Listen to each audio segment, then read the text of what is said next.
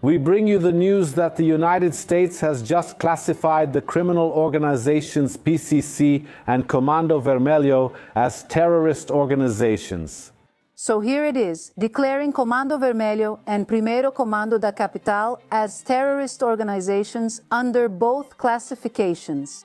And we're back to talking about the decision by the American government to classify PCC and Comando Vermelho as international terrorist organizations. Good morning and welcome to the department.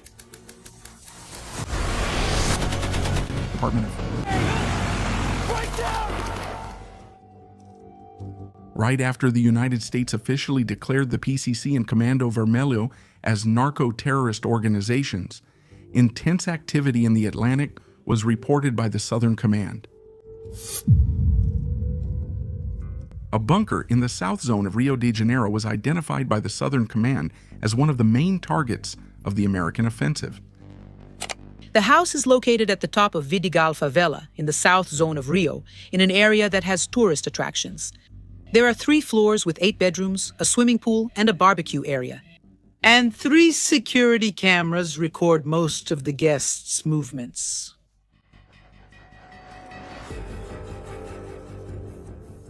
This place, which serves as a real safe haven for criminals, shelters fugitives from other states, and it clearly shows the failure of the national public security policy, which for decades has not produced concrete results.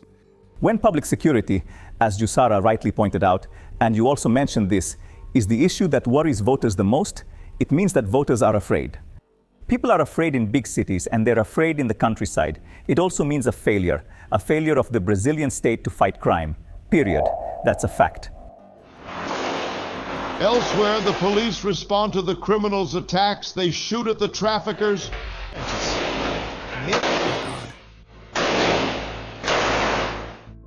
The decision to classify Brazilian factions as narco-terrorists opens the door for Americans to carry out unilateral attacks against vessels and structures linked to organized crime. Something unprecedented in Brazil's recent history. The announcement made by Secretary of State Marco Rubio caused real panic in the Planalto Palace, exposing the fragility of the Brazilian government's stance towards the factions. Instead of supporting the Shield of the Americas and joining forces against narco-terrorism, the Brazilian president tries to discredit the actions of the United States, giving the impression that confronting the PCC and Comando Vermelho as narco-terrorists would be harmful to the country. This isolationist stance puts Brazil in a delicate situation, precisely at a time when the Southern Command is preparing for operations never before seen on national territory. The contrast between the American mobilization and the Brazilian hesitation highlights a strategic gap. But now, for the first time in history, we may be witnessing a truly massive attack against the factions that terrorize the population and have been violating the country's sovereignty for decades. This is only for those who live in Rio. He's trying to work. Look at that. I don't know. Everybody on the ground. This is war, damn it. Welcome to Vida no Quartel.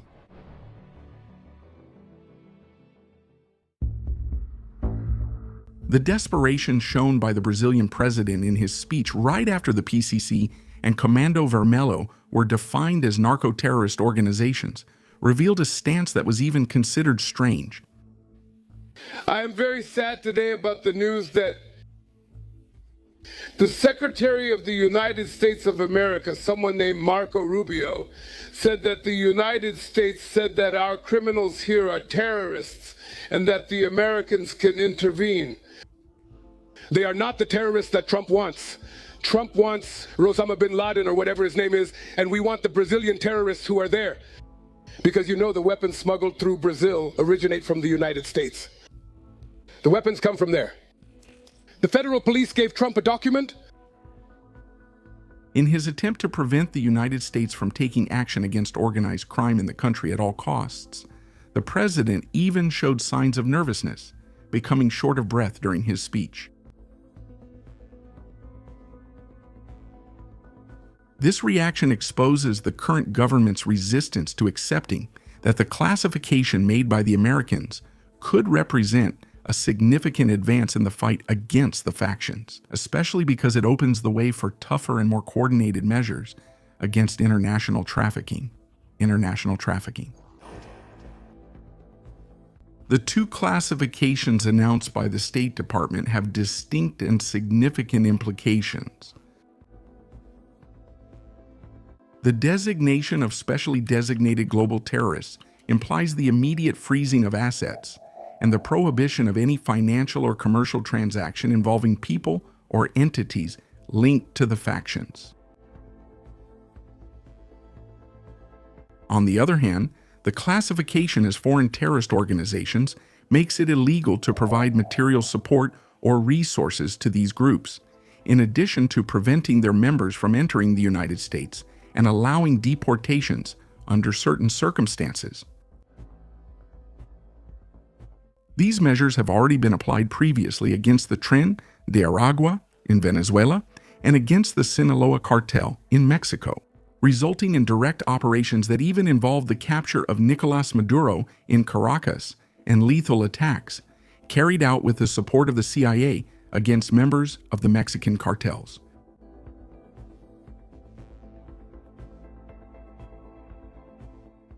And does he pay? Yes, he does pay. He makes payments to be able to stay in Rocinha. Data too. He also paid the rent for the house. But if not is you don't have to, then the goat is upset, right? All right. The discovery of a criminal ring in Rio de Janeiro and the investigation that uncovered more than 250 gas stations belonging to the PCC. It reinforces the perception that trafficking organizations operate freely in strategic urban areas, putting the local population and the country's sovereignty at risk. The criminals adulterated fuel at 2,500 gas stations just here in the state of São Paulo. If you look only at the capital, that's 2,000 gas stations. Now just think about the danger. These gas stations were selling fuel with 90% more methanol than allowed. Guys, I'm talking about a highly flammable and toxic product. It's not just bad for the environment, it's bad for your health, and it's terrible for your car too. As a result, higher consumption also hits your wallet. Those who get away with it until next week are fine, but those who don't won't get away with it anymore. Given this scenario, the possibility of a coordinated action between the Southern Command and Brazilian police forces is increasing, without the need for direct backing from the presidential palace.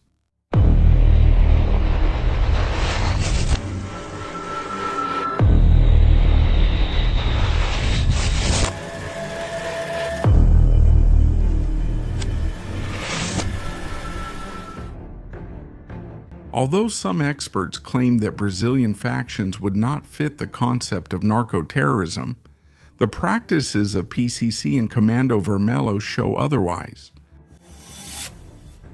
These organizations have already carried out coordinated attacks against police forces, set fire to buses and public buildings, promoted riots in prisons, and executed attacks that spread terror throughout entire cities. The estimate of the number of rifles currently in the hands of criminal factions, whether traffickers or militias, is being underestimated. Something around 26,500 assault rifles, not counting pistols. Multiply that by 50,000 or 70,000 rays, let's say 70,000 rays. That amounts to something around 1,855,000,000 rays just in weapons, just in rifles. Such actions are not limited to drug trafficking, but constitute typical strategies of terrorist groups that seek to destabilize the state and impose fear on the population. Do you think Trump is worried about whether Brazilian politicians will define drug trafficking in Rio de Janeiro as terrorism or not? If Trump wants to invade, he'll invade this place no matter what. He doesn't care about that. How are Brazilians going to define it? How are Brazilians going to conceptualize it? The discussion is this: what is terrorism? What Comando Vermelho does today, is that terrorism? I think it is.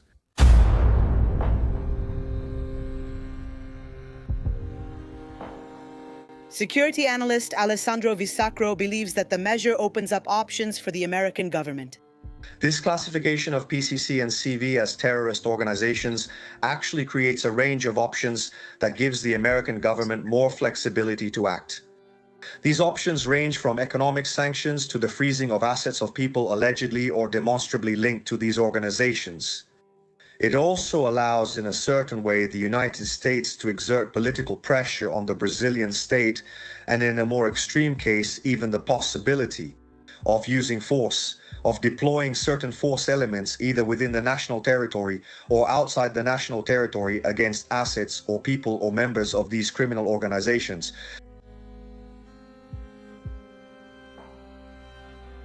The classification as narco-terrorist, therefore, is supported by the very practices adopted by these factions. Besides the military and legal aspects, the U.S. designation directly impacts the economic control of criminal organizations. By blocking assets and preventing financial transactions, the United States strikes at the heart of the structure that sustains the power of the factions, impacting the flow of money from drug trafficking and other illegal activities.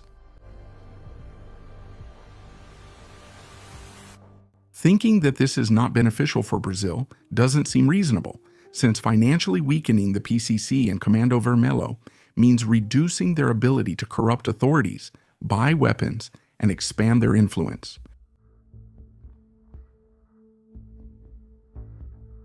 In this sense, the American measure could represent an opportunity for Brazil to align its public security policy with a broader and more effective international effort.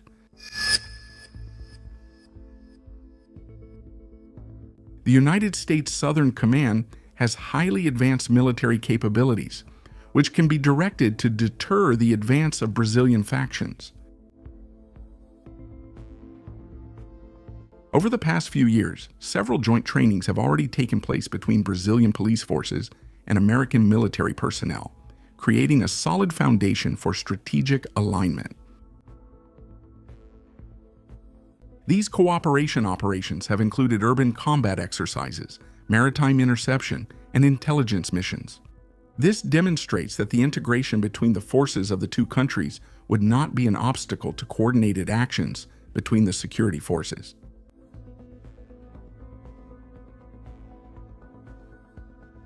This prior experience opens the possibility for joint operations to be conducted even without the direct knowledge of the federal government, since the current Brazilian president, in all his terms, has shown himself to be completely against integrating the country into international security coalitions. I don't want the armed forces, in the favelas fighting with criminals. That's not the role of the armed forces, is it? And as long as I'm president, there will be no law and order operations. I never imagined I'd experience something like this.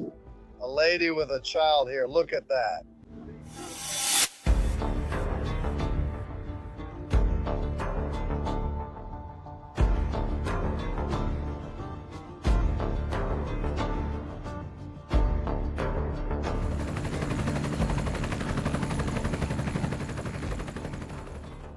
Among the elite American groups that can be deployed against the PCC and Comando Vermelho, the Marine Raiders stand out for their expertise in infiltration operations and combat in hostile environments.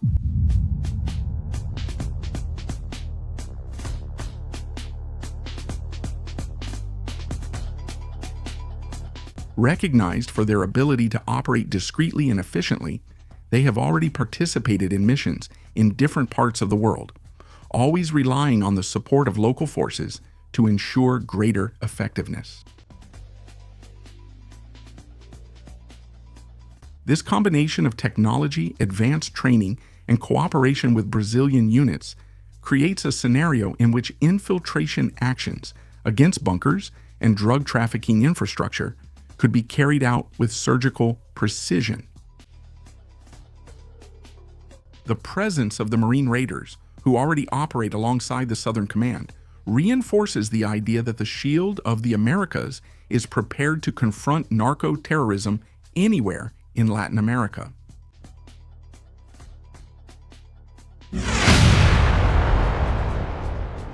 When the United States designates organizations as narco-terrorists in another country, CIA agents are immediately activated for clandestine infiltration operations, sabotage, psychological warfare, and the recruitment of local agents, with the goal of destabilizing these factions from the inside out.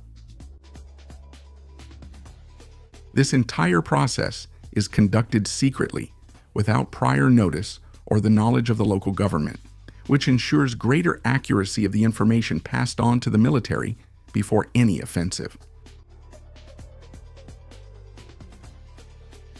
This model has already been successfully applied in different regions of the world, such as in Colombia, against the FARC, in Afghanistan against Taliban cells, and in Mexico against the Sinaloa cartel, demonstrating that the combination of intelligence and coordinated military action can result in highly effective operations against criminal and terrorist organizations.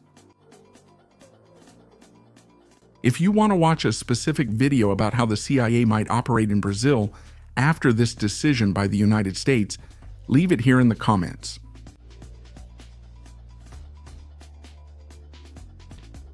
But take advantage of this promotion with 40 off, because it's for a limited time.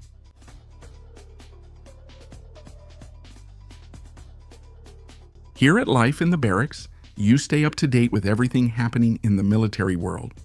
Leave a like, subscribe, and watch one of the videos that's appearing on your screen. Forward fighters, see you next time.